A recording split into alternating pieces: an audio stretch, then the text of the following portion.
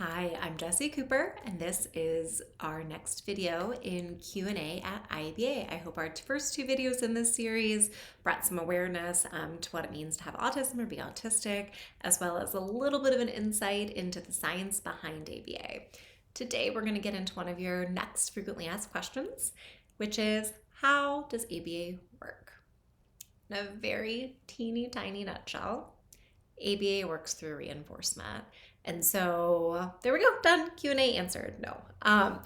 What we mean by that, or I mean by that, is that ABA is a science that is focused on increasing skills and behaviors that add quality of life to whoever it is that we're working with, most commonly people who are autistic, and decrease behaviors that are unwanted or impede quality of life.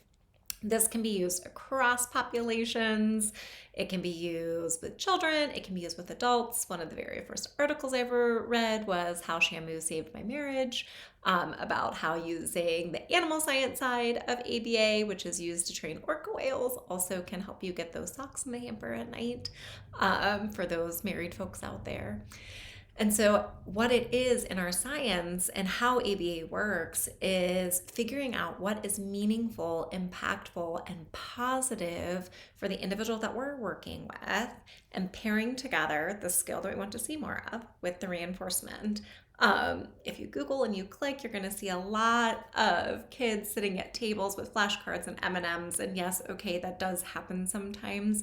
But that would be at the start of learning ABA, because over time we just want to teach that learning in and of itself as reinforcement. And so how does ABA work? Is that we work through our assessments to figure out what skills are missing or need to be increased, which can be language, communication, social skills, sibling play, peer play. The list goes on and on, potty training, all the things that we want to see more of for the clients that we are working with, and figuring out, okay, what is tricky here? What isn't understood? What skills are missing? What language don't they have? Identifying those missing skills and providing meaningful reinforcement, which is why we don't stay with always M&Ms at the table, though I'm sure my mom would be like, M&Ms at the table would still be reinforcing to me.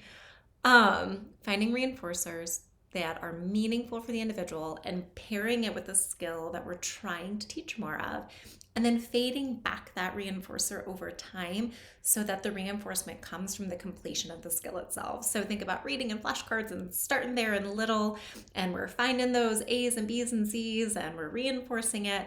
Over time, that reinforcement is going to come from going to the library and picking up a book and reading a story on your own.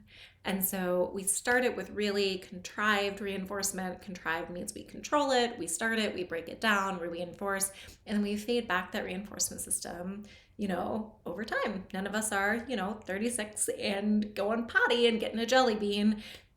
Going to the bathroom and having dry pants becomes the reinforcer. So how does ABA work?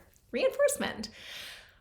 It also gets a pretty bad rap on the other side of things, which is punishment. And ABA does use punishment. However, in ABA, when we say punishment, what we are saying, our clinical definition of punishment, is that a behavior that used to receive reinforcement no longer does.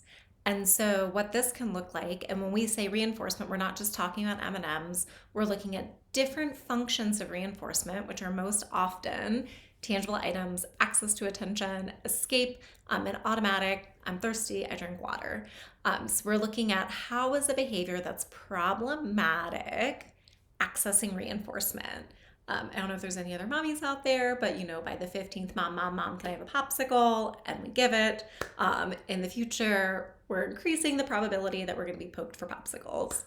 And so with ABA, when we think about how does it work, we're providing reinforcement for skills that we want to see more of, but we're shifting reinforcement away from the behaviors that we don't want to see.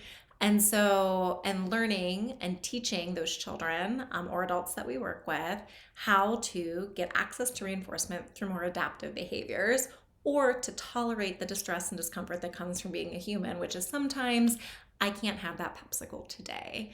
And so when we're looking at challenging behaviors, we're looking at temper tantrums, we're looking at physical aggression, we're looking at self-injury, property destruction, sleep disturbances, eating, feeding disorders, not eating, and thinking what is happening that we need to decrease. What we're really thinking about when we're thinking about punishment is, okay, we need to remove the reinforcer, which could be mommy is giving attention because mommy is really burned out, and snuggling you while you're screaming makes the screaming stop, and we both need that right now. And that happens in everybody's life.